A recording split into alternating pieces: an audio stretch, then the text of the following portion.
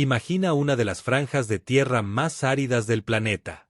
Un desierto costero donde durante décadas no crecía absolutamente nada, donde la lluvia es apenas un rumor lejano y la arena se extiende como un océano muerto bajo un sol implacable. Ahora imagina que esa misma tierra estéril produce cada año 15.000 millones de dólares en alimentos que viajan a las mesas más exigentes de Norteamérica, Europa y Asia. Mirtilos perfectos, uvas dulces como caramelo, espárragos que se cortan bajo la arena. No es un espejismo. Es la costa del Perú, y es una de las paradojas económicas más asombrosas del mundo moderno. Porque aquí, donde la naturaleza dijo nada crecerá, el ser humano respondió con ingeniería, ambición y una precisión casi quirúrgica. Kilómetros de campos verdes brotan hoy de la arena muerta, alimentados por sistemas de riego que llevan cada gota de agua exactamente donde debe estar. Es la historia de cómo un país transformó su mayor debilidad geográfica en un imperio agrícola global. Pero para entender la magnitud de este milagro, primero hay que entender contra qué fuerzas tuvo que pelear. El Perú vive atrapado entre dos gigantes, la imponente cordillera de los Andes por el este y el vasto océano Pacífico por el oeste. Esta geografía brutal condena a la costa a una sequía casi permanente, obligando a toda la agricultura a depender de un recurso frágil y lejano, los ríos que nacen de los glaciares andinos. Cada canal, cada reservorio, cada gota que riega esos campos del desierto proviene del deshielo de las montañas, un hilo de vida que baja desde las alturas para hacer florecer lo imposible. Pero esa dependencia esconde una amenaza catastrófica. Cada cierto número de años, las aguas del Pacífico se calientan y desatan el fenómeno del Niño, un monstruo climático capaz de arrasar con todo. Lluvias torrenciales, inundaciones y deslizamientos que destruyen miles de hectáreas de cultivo en una sola temporada, borrando en semanas lo que costó años construir. Es una batalla constante contra un enemigo impredecible, donde la fortuna de todo un país puede evaporarse con un cambio en la temperatura del mar. Sin embargo, el secreto para sobrevivir en una tierra tan hostil no nació con la tecnología moderna, ya estaba escrito en las alturas de las montañas. A miles de metros sobre el nivel del mar, donde el aire es delgado y el suelo es pobre y rocoso, prospera un grano milenario que los incas ya consideraban sagrado, la quinoa. Mientras casi ningún cultivo soporta esas alturas extremas y esas noches heladas, este pequeño grano no solo sobrevive, sino que florece, cargándose de proteínas completas y nutrientes que lo convirtieron en leyenda. Durante siglos, las comunidades andinas la cosecharon a mano, cortando las plantas con hoces bajo el mismo cielo que vieron sus ancestros, en un ritual agrícola que apenas ha cambiado con el tiempo. Fue precisamente esa nobleza nutricional la que catapultó a la quinoa al escenario mundial. De ser el alimento humilde de los pueblos de montaña, pasó a convertirse en un superfood global codiciado en las tiendas gourmet de Nueva York, Berlín y Tokio, disparando su valor y llevando el nombre del Perú a las cocinas más sofisticadas del planeta. Un grano ancestral que cruzó fronteras sin perder su esencia. Si en las montañas la tradición sostuvo la agricultura, en la costa fue la precisión tecnológica la que obró un verdadero milagro comercial.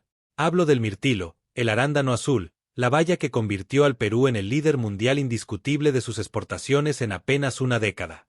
Lo que parecía imposible en un desierto se logró con una combinación de clima privilegiado y tecnología de vanguardia, permitiendo cosechar cuando el resto del hemisferio norte no puede, y llenando ese vacío del mercado con fruta fresca justo cuando más se paga. El corazón de este imperio late gracias a la precisión absoluta. Sistemas de riego por goteo depositan el agua gota a gota directamente en la raíz, mientras sensores de humedad enterrados en el suelo miden en tiempo real cuánto necesita cada planta, sin desperdiciar ni una sola gota en un lugar donde el agua vale oro. Nada se deja al azar, cada variable está controlada, cada arbusto recibe exactamente lo que su ciclo exige. Pero por más sofisticada que sea la tecnología, hay un momento en que la máquina cede su lugar a las manos humanas. Miles de pescadores recorren los campos recogiendo cada baya una por una, con una delicadeza extrema para no borrar esa fina capa de cera natural que las recubre, el bloom, ese velo blanquecino que protege la fruta y garantiza que llegue impecable al otro lado del mundo. Es la fusión perfecta entre la máquina y el ser humano. Pero la riqueza del Perú no solo se cultiva en la tierra fértil del desierto, el océano que baña sus costas esconde otro gigante económico. Frente a las costas peruanas fluye una de las corrientes marinas más poderosas del planeta, la corriente de Humboldt. Estas aguas frías suben desde las profundidades cargadas de nutrientes, creando una explosión de vida que convierte este mar en uno de los más productivos del mundo. Y de toda esa abundancia, un pequeño pez plateado reina por encima de todos, la anchoveta. Este humilde pez, de apenas unos centímetros, se pesca en cantidades colosales, convirtiendo al Perú en uno de los mayores productores pesqueros del planeta. Pero su destino no es principalmente el plato humano. La gran mayoría se transforma en harina y aceite de pescado, dos insumos estratégicos que alimentan una industria global mucho más grande de lo que la mayoría imagina. Porque cada vez que alguien come salmón en Noruega, camarón en Asia o pescado de criadero en cualquier rincón del mundo, es muy probable que ese animal haya crecido comiendo anchoveta peruana convertida en alimento. Este diminuto pez es, silenciosamente, uno de los pilares invisibles de la acuicultura mundial, un eslabón fundamental en la cadena alimenticia global. De vuelta en la franja costera, esa misma abundancia marina se complementa con cultivos vegetales de altísimo valor en el mercado gourmet. La alcachofa es una de esas joyas agrícolas que exigen condiciones exactas para dar lo mejor de sí, y el clima seco y templado de la costa peruana resulta ideal para su cultivo. Pero cosecharla es un arte de precisión y paciencia, porque todo depende de un momento exacto. Hay que cortarla a mano justo antes de que la flor abra, cuando el corazón está en su punto perfecto de ternura y sabor. Un solo día de retraso puede arruinar el valor comercial de la pieza, por eso el trabajo es meticuloso y contrarreloj. Una vez cortadas, las alcachofas viajan de inmediato a las plantas de procesamiento, donde se convierten en conservas que llegarán a los mercados gourmet más exigentes del mundo, transformando esta flor espinosa en un manjar codiciado. Muy cerca de estos campos, otro cultivo exige exactamente la misma precisión milimétrica antes de perder su valor comercial. En regiones como la Libertad de Ica, el desierto se cubre de hileras interminables de espárragos, tanto verdes como blancos, en una demostración pura de ingeniería agrícola sobre la arena. El espárrago blanco, el más preciado, crece completamente cubierto bajo la tierra para que el sol no lo toque, y debe cortarse por debajo de la arena en el momento justo, en una labor manual delicada que exige ojo experto y manos rápidas. Pero el verdadero desafío llega después del corte, porque el espárrago pierde frescura y valor a una velocidad asombrosa.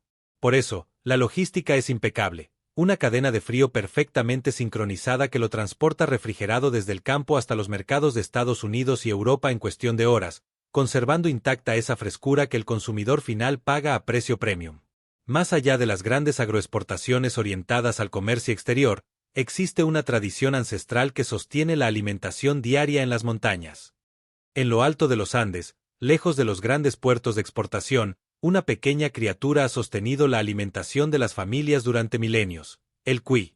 Este animal es una reserva de proteína extraordinariamente eficiente, porque se reproduce con enorme rapidez, ocupa muy poco espacio y se alimenta de restos vegetales, convirtiéndolo en la fuente de carne ideal para las economías de subsistencia de la montaña.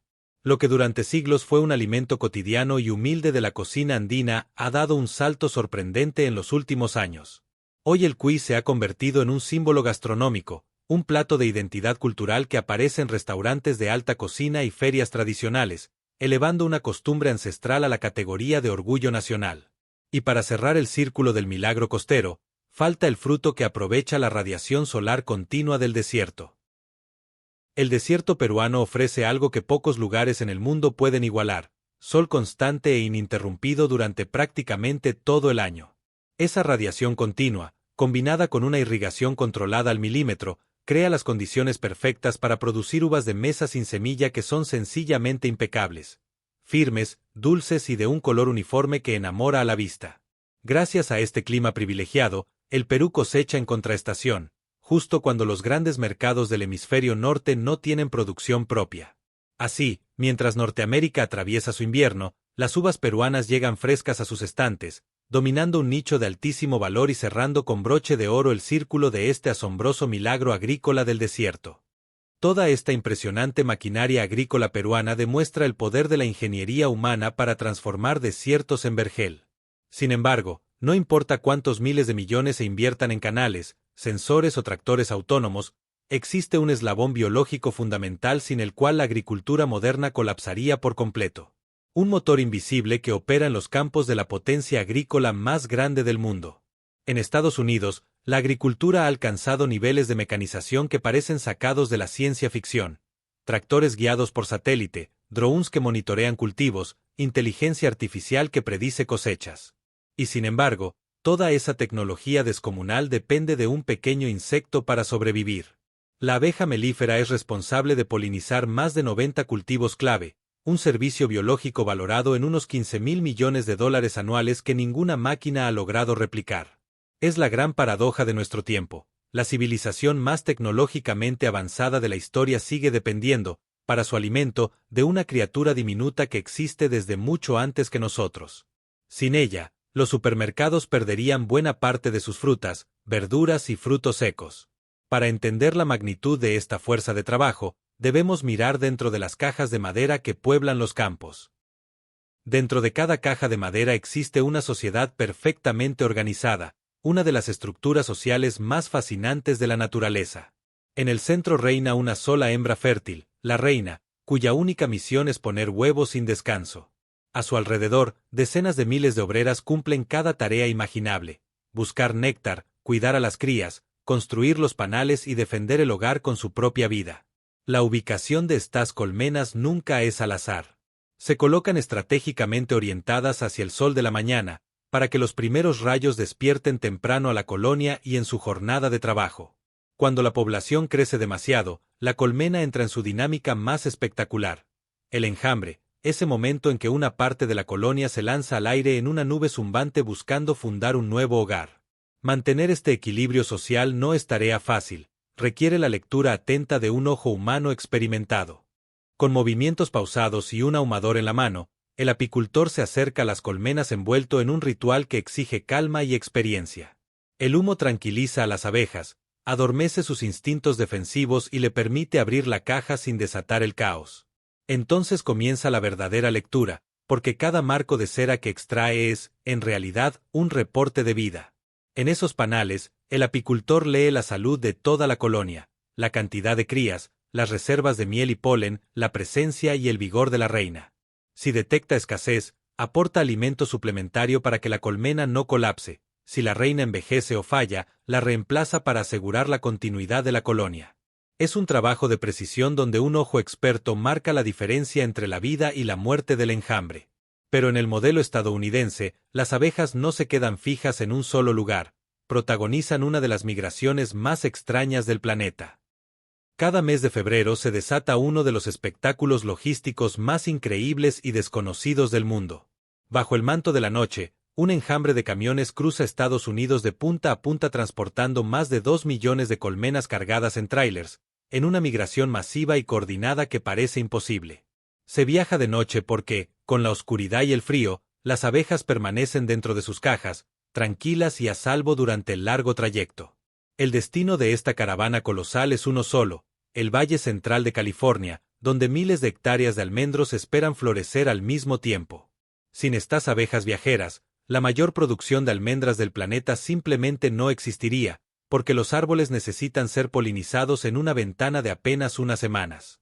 Es la cita anual más importante entre la naturaleza y la agricultura industrial. En cuanto el sol despunta sobre los almendros en flor, comienza el verdadero trabajo biológico. Cuando la abeja se posa sobre una flor, ella cree que va simplemente a por su recompensa, el dulce néctar que la alimenta. Pero sin saberlo, se convierte en la protagonista de un intercambio vital.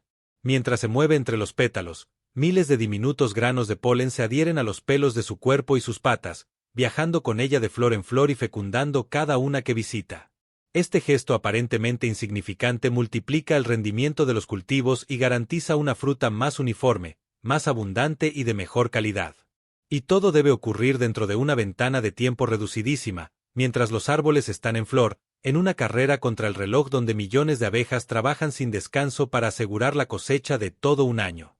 El resultado colateral de este esfuerzo incansable es un producto dorado que todos conocemos. Ese producto es la miel, y su extracción es todo un proceso. Primero se realiza el desoperculado, retirando la fina capa de cera con la que las abejas sellan sus celdas. Luego, los panales giran a gran velocidad dentro de una centrífuga que expulsa la miel por la fuerza, y finalmente el líquido dorado se filtra hasta quedar limpio y listo para envasar. Un ritual ancestral perfeccionado con la tecnología moderna. Pero aquí se esconde una paradoja reveladora que pocos conocen. Aunque la miel es el producto famoso, no es el más valioso para la economía agrícola estadounidense. El servicio de polinización que prestan las abejas genera más de 400 millones de dólares, superando ampliamente el valor de la miel producida, que ronda los 360 millones. Es decir, las abejas valen mucho más por lo que hacen en los campos que por lo que producen en la colmena. Sin embargo, toda esta industria gigantesca se tambalea ante un enemigo diminuto pero letal. Su nombre lo dice todo: Varroa destructor. Este parásito microscópico, apenas visible al ojo humano, se ha convertido en la pesadilla número 1 de la apicultura mundial. El ácaro se adhiere al cuerpo de las abejas y, peor aún, invade las celdas donde se desarrollan las crías, alimentándose de ellas y debilitándolas antes incluso de que lleguen a nacer. Pero su verdadero peligro no es solo el daño físico, sino que actúa como un vector de virus mortales que se propagan por toda la colonia. Una infestación severa puede desencadenar el colapso total de la colmena, y en los inviernos más duros, este enemigo invisible llega a causar la pérdida de hasta el 50% de las colmenas de un apicultor. Es una epidemia silenciosa que amenaza con romper el frágil equilibrio del que depende nuestra comida. Frente a este escenario crítico, la agricultura estadounidense intenta encontrar un nuevo equilibrio. La respuesta a esta crisis está llegando de la mano de la tecnología.